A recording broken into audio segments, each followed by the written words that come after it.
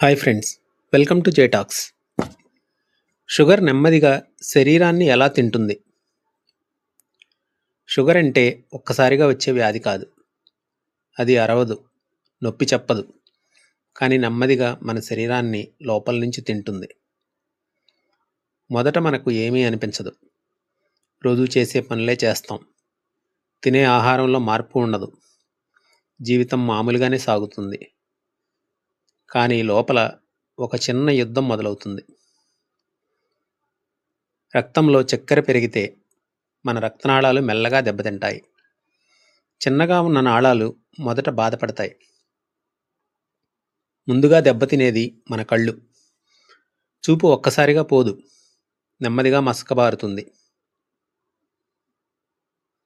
తర్వాత మన నరాలు, చేతులు, కాళ్లలో మంట. చేతులు కాళ్లలో మొద్దుబారినట్లు ఫీలింగ్ వస్తుంది. కానీ మనం అనుకుంటాం అలసటేమో అని. ఆ తర్వాత షుగర్ మన కిడ్నీలను నిశ్శబ్దంగా తాకుతుంది. నొప్పి ఉండదు, లక్షణాలు ఉండవు, కానీ ఫిల్టర్లు మెల్లగా పాడవుతుంటాయి. ఒకరోజు డాక్టర్ చెప్తాడు, కిడ్నీలు బలహీనంగా ఉన్నాయి. అప్పుడు మనకు అర్థమవుతుంది షుగర్ ఎంతకాలంగా మన శరీరంలో పనిచేసిందో. ఇక్కడే ఆగదు.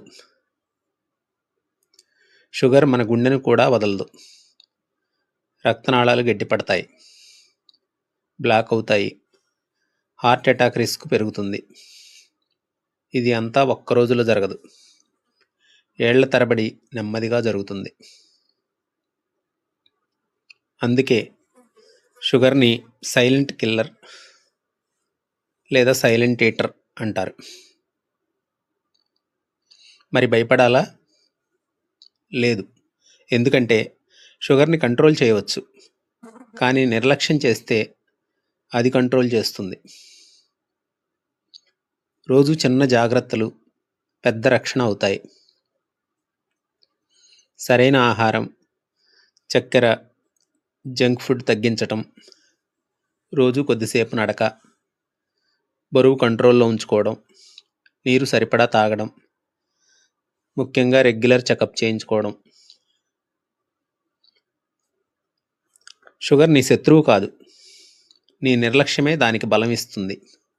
గుర్తుంచుకో, నీ శరీరం నిన్ను భయపెట్టదు, కానీ నువ్వు వినకపోతే ఒకరోజు ఆపేస్తుంది. ఈరోజు జాగ్రత్త పడితే రేపు నీ శరీరం నీకు కృతజ్ఞత చెప్తుంది.